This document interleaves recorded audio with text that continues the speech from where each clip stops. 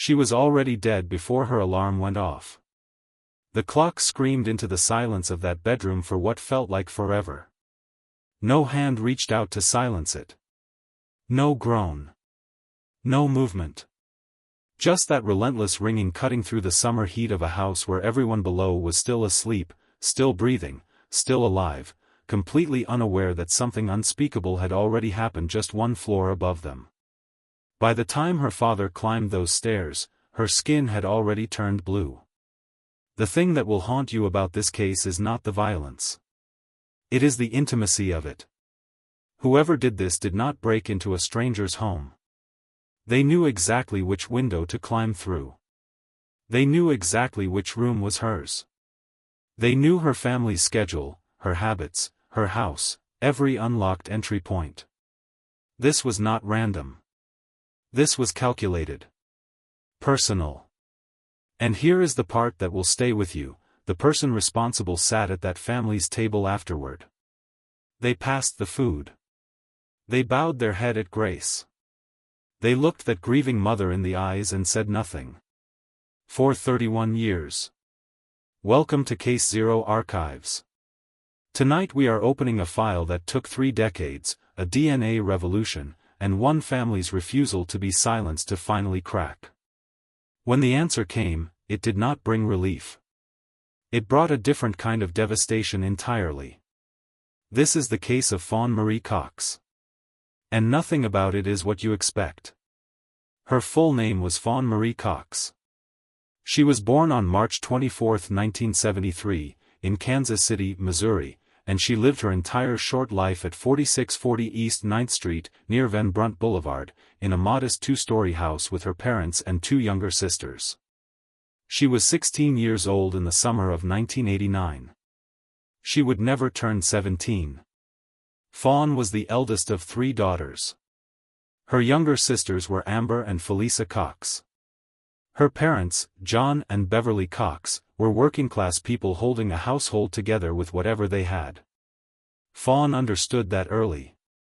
She helped raise her sisters, showed up without being asked, and carried herself with a quiet reliability her family leaned on without always saying so. She attended church every Sunday. She loved to swim. Her best friend, Donna McGee, lived directly across the street, and the two of them spent their evenings the way 16-year-olds do, talking about everything, worrying about nothing. That summer, Fawn took a part-time job at Worlds of Fun amusement park, working the cash register and saving every dollar she earned. She wanted to buy her own car before senior year. She was already working toward it. The neighborhood around East 9th Street was not forgiving territory. The area sat in close proximity to the 9th Street Dogs, a local gang with a documented reputation for burglaries, theft, and street violence. Crime moved through that part of Kansas City with regularity. Some residents had already paid a serious price for it. A 20-year-old woman named Tracy Snow, who lived on the same street, had vanished without a trace in 1984 and was never found. The Cox home was arranged practically. John and Beverly slept on the converted ground floor. The girls had rooms upstairs. One air conditioning unit, old and loud, sat in the window of the parents' downstairs bedroom. Years earlier, after accidentally locking themselves out, the family developed a habit of leaving the upstairs windows unlocked every summer for ventilation and access. Parked in the alleyway directly beneath those windows sat John's bright orange dumpster truck. It had been there so long it had become invisible, just another fixture nobody thought to question. On July 25, 1989, Fawn clocked out of Worlds of Fun at 11 at night. Beverly and Felisa picked her up. She came home exhausted, went straight upstairs, and got into bed. She had an early shift the next morning. That was the last ordinary moment this family would ever have. When they got home that night, Fawn went straight upstairs without stopping. The second floor held the day's heat with no relief. She went to her room, changed, and prepared to sleep. Her bedroom door lock had been broken for months and never repaired. She wedged a steak knife into the door frame to hold it shut, a teenager's solution to a problem nobody had gotten around to fixing. She set her alarm, got into bed, and closed her eyes. Downstairs, Felisa settled onto the couch in the parents' room to take advantage of the air conditioning unit, old, loud, and constant, the kind of machine that fills a room with white noise and shuts out everything else. John was already asleep. He was a deep sleeper by nature, and the AC sealed the room off completely. Beverly drifted off shortly after. Amber was not home.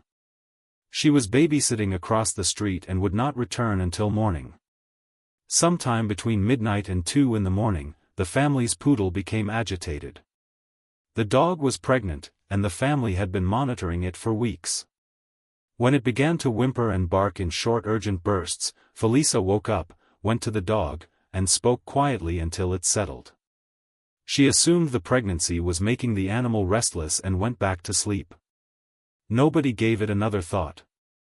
What nobody knew was that someone had already used John's truck as a step, pulled themselves onto the roof of the adjacent outbuilding, and slipped through the unlocked second-floor window, the window that opened into the room where both Amber and Felisa were supposed to be sleeping. That room was empty. The air conditioner downstairs covered every sound. Morning came on July 26, 1989. Fawn's alarm went off and kept ringing. John went upstairs to use the bathroom, passed her room, saw her lying still, assumed she was sleeping through the alarm, and continued on. Beverly grew uneasy. The alarm had been going too long. She sent Felisa upstairs. Felisa pushed the door open. Fawn was not asleep. Beverly called 911 immediately. The paramedics arrived within minutes, assessed the room, and stepped back. This was not a medical situation. This was a crime scene, and it had been one for hours. When Amber came home from babysitting that morning, she found police cars along the street, yellow tape across the front door, and investigators moving through the house where she had grown up. What they found inside would shape the next 3 decades of her family's life. When KCPD detectives completed their initial assessment of Fawn's bedroom on the morning of July 26, 1989, there was no ambiguity. This was a homicide. The medical examiner confirmed it. Strangulation was the official cause of death. Fawn had also been sexually assaulted. The crime was not spontaneous. Everything about the scene pointed to deliberate planning and specific prior knowledge of the house. The physical evidence told a layered story. Inside Fawn's bedroom, blankets had been pulled from the closet and left on the floor. The steak knife she had used to secure her door was found at the scene. Her bed sat on wheels. In a violent struggle, it would have rolled unless physically held in place. Investigators noted that detail carefully. In the yard below Amber and Felisa's window, a stereo and a Nintendo console sat in the grass, apparently thrown out for collection and then abandoned. Inside Fawn's room, detectives also recovered an old army cap no member of the family could identify. It did not belong to anyone in that house. The biological evidence was significant. Investigators recovered short hairs that did not belong to Fawn, small blood traces, and semen from her bedsheet. Everything was catalogued, labeled, and forwarded to the lab. In 1989, however, the forensic tools available were inadequate for what the evidence required. Genetic profiling did not yet exist as a standard investigative instrument. There were no DNA databases and no national registry. The only test available was a basic blood type comparison, a process that could narrow a pool but could not identify a person. The biological material went into storage, correctly preserved, waiting for technology that did not yet exist. KCPD Sergeant Ben Caldwell, who worked the case and later became supervisor of the department's missing persons and cold case section, made the sharpest assessment anyone connected to the investigation ever offered. His words, confirmed across multiple verified sources, "To pick that home and that window to come in undetected and leave undetected makes sense, since the suspect knew Fawn." That was not speculation. The entry point had been selected with precision. The window chosen opened into the room where 2 of Fawn's sisters were supposed to be sleeping, and that night, both of them were elsewhere. Whoever entered knew enough about that house to move through it in darkness without waking anyone below. The evidence did not ask whether the killer knew Fawn. It confirmed it. The question was who, specifically, had that level of access, and within weeks, 3 teenagers moved to the front of the investigation. The 9th Street Dogs became an immediate focus of the investigation. The gang operated in the area around East 9th Street and was well documented for burglaries, theft, and violence. Detectives working a home invasion and homicide in that neighborhood were going to start there. There was also a more direct connection. Fawn had been dating a young man with ties to the gang. After her death, he enlisted in the military and left Kansas City entirely. He was never a suspect. He was simply someone who could not stay in the city where it happened. In August 1989, 1 month after the murder, a witness came forward with detailed information the police had deliberately withheld from the public. The fact that this person knew non-public details gave their account immediate weight. 3 teenagers were arrested, 1 had been in Fawn's class at Northeast High School, the other 2 were known associates. Stolen items from the Cox home were recovered at one suspect's residence. All 3 were charged with murder. A grand jury reviewed the evidence, and 1 was held in custody for 8 months while prosecutors built their case. Then it collapsed. The DNA from the scene matched none of the 3. Fingerprint analysis from the steak knife produced no match either. The witness recanted, admitted to being untruthful, and stopped cooperating. Without testimony or forensic confirmation, prosecutors had nothing. All 3 were released and the charges dropped. Before that happened, 1 teenager gave a partial confession during interrogation. He described climbing the orange truck, crossing the canopy, and entering through the second-floor window. He disclosed an unpublished detail, that when he threw a tape recorder out the window, the handle snapped off, and he had hidden it under a bush near the house. Police searched and found it exactly where he said. He had been there. His account was that they came only to steal. They took the Nintendo, the stereo, some radios, and tossed them out the window. He insisted they never entered Fawn's room and never knew she was in danger. Then he withdrew the confession entirely and refused to say another word. 1 of the 3 served time for theft of property from the Cox home. That was the only legal consequence the summer of 1989 produced. If you have been watching CaseZero Archives and have not subscribed, do it now. Cases like this one deserve to be told accurately, and that is exactly what we do here. Hit subscribe and turn on notifications. What comes next is the part that changes everything. Days became weeks. Weeks became months. Months became years, and the Cox family kept waiting on the other side of every single one of them. The Kansas City Police Department had no active leads and no viable suspects. The Cox family was not done. John and Beverly spent the following years doing what the investigation could not, keeping Fawn's name in public view. Throughout the 1990s and into the 2000s, they organized fundraisers, participated in community events, and lobbied anyone who would listen. They purchased billboards across the Kansas City metro area, each one carrying Fawn's name and face, each one asking the public for tips. In 2000, the family offered a $3,000 reward for information leading to an arrest. Beverly spoke directly to the press, saying that money does a lot on the streets and that was what they were hoping and praying for. She remained the family's public voice throughout this period, giving interviews consistently and pushing back against the silence cold cases produce over time. Amber, now going by Amber Gonzalez after marrying, became the family's most relentless outside investigator. She later described her obsession with the case as something that eventually put her in the hospital. She became so consumed by the search that it broke her health temporarily. She kept going. In 2018, she posted verified case details on a reputable Unsolved crimes platform and disclosed publicly for the first time that she was the one who was supposed to be sleeping in the room where the intruder entered. She had been babysitting across the street. Had she been home, that night unfolds differently. In the early 2000s, KCPD's crime lab developed a formal DNA suspect profile from the 1989 biological evidence and uploaded it to CODIS, the National Combined DNA Index System. No match. In 2018, detectives re-interviewed the original juvenile suspects and collected fresh DNA from them directly. Still no match.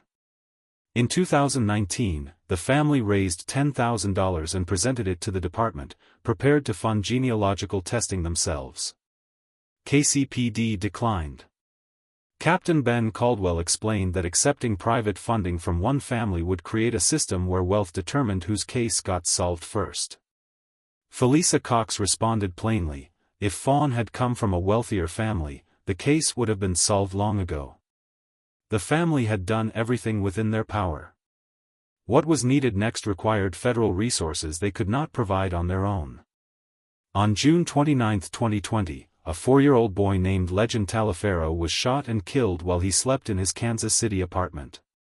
His death came during one of the worst stretches of homicide the city had seen in years. 8 days later, on July 8, 2020, Attorney General William Barr announced the launch of Operation Legend, a federal law enforcement initiative named in the boy's honor. Kansas City was the first city to receive resources.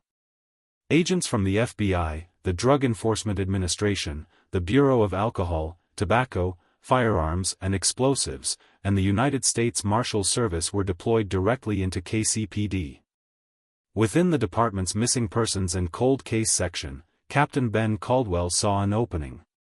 Caldwell had long believed Fawn's case could be solved with genealogical DNA testing. The barrier had never been the evidence, it had been sitting in storage since 1989, correctly preserved. The barrier was cost, protocol, and specialized manpower. Operation Legend removed all three at once. Caldwell submitted Fawn's case as a candidate for the new testing protocol. It was approved.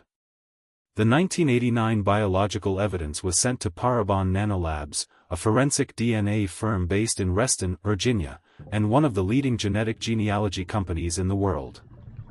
Standard forensic DNA testing, including CODIS, works by comparing a crime scene sample against profiles already stored in a criminal database.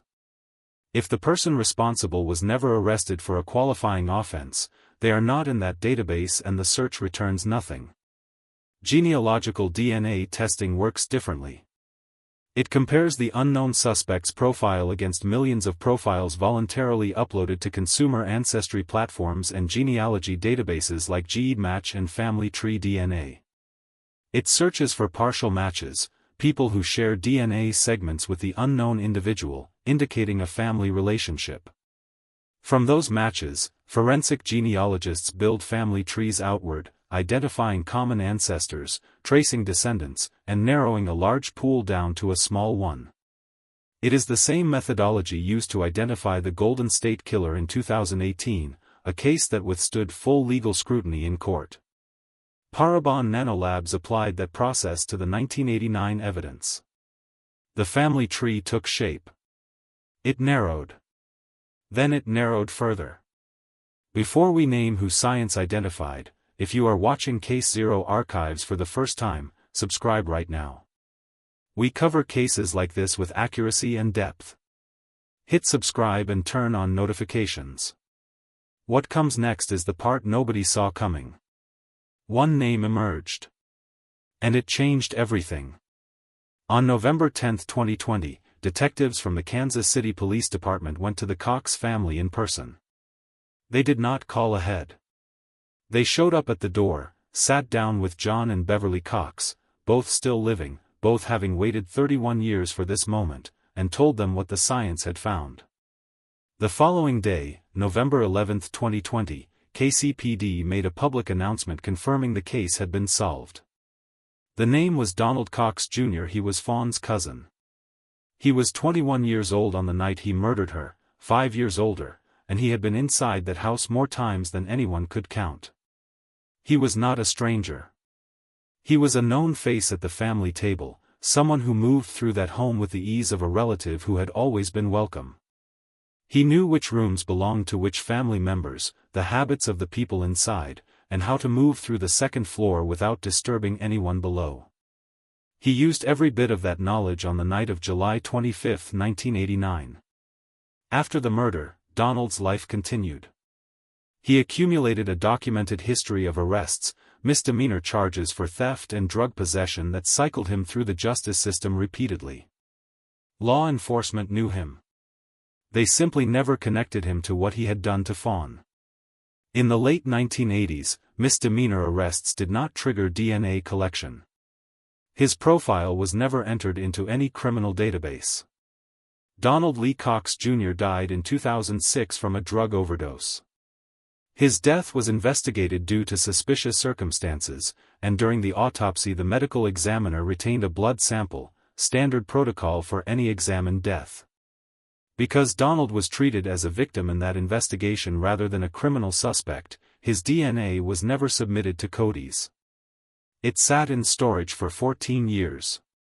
When detectives requested that stored sample, the KCPD crime lab compared it directly to the biological evidence from Fawn's bedroom. The result was a confirmed match. Captain Caldwell said that when he informed the family, John and Beverly told him they had sometimes wondered whether the cousin had been responsible. He had attended Fawn's funeral. He sat in rooms with this family for years afterward and said nothing. For 31 years, he said nothing. The case was officially closed. No charges. No trial. Donald Cox Jr. had died 14 years before science caught up to him. Closing the case against Donald Lee Cox Jr. answered what happened to Fawn. It did not answer everything the case produced over 31 years, and this documentary will not pretend otherwise. The three teenagers confirmed inside the Cox home that night were never charged in connection with Fawn's death. Only Donald's DNA was found on her. Whether those teenagers knew what he did after they left, or whether they were even still present when it happened, is something the evidence never established and the investigation never resolved. The department closed the case without additional charges. Tracy Lynn Ramsey, also known as Tracy Snow, was 20 years old when she vanished on October 30, 1984, from the 4600 block of East 9th Street, the same block as the Cox family home. She told her family she was going up the street to speak to a neighbor. She never came back. Foul play has always been suspected.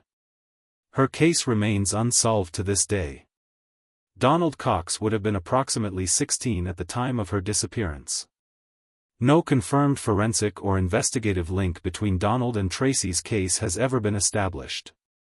The geographic and chronological proximity is documented and on the public record. Nothing beyond that can be stated as fact. The harder systemic question is this: Donald Cox had a documented history of misdemeanor arrests in the years following Fawn's murder. Under current DNA collection protocols, any one of those arrests would have placed his profile in Cody's. The case would likely have been solved years earlier. How many other families are still waiting because that same gap has not been closed? When the Kansas City Police Department closed the Fawn Cox case in November 2020, it made history. This was the first murder the department had ever solved using advanced genetic genealogy techniques. The investigators who worked that crime scene in 1989 had no way of knowing that the biological evidence they carefully packaged and stored would become, 3 decades later, the only thing capable of delivering an answer. Their discipline in preserving what they could not yet use is the reason the case got solved at all. That discipline matters beyond this one case. Since 2018, when the Golden State Killer arrest demonstrated the full legal power of genetic genealogy, the technology has been applied to cold cases across the United States with verified results. The tool works. The remaining obstacle is the same one Captain Caldwell identified clearly: cost, protocol, and access. He went on record saying he would welcome a sustainable, transparent, privately funded genealogical DNA program that law enforcement could draw from to bring justice to families who have waited far too long. That program does not yet exist at scale. It should. Felisa Cox, speaking to KCTV after learning the truth about her sister, said it plainly: "The answers are not always what you were asking for, but there is closure." Fawn Marie Cox. March 24, 1973. July 26, 1989. 16 years old. If CaseZero Archives is the place where you come to understand cases like this one, cases that deserve accuracy, depth, and respect, then subscribe right now. Every case we open is researched and verified. You have seen exactly what we do. Do not miss what we cover next. Fawn Marie Cox. She deserved more time.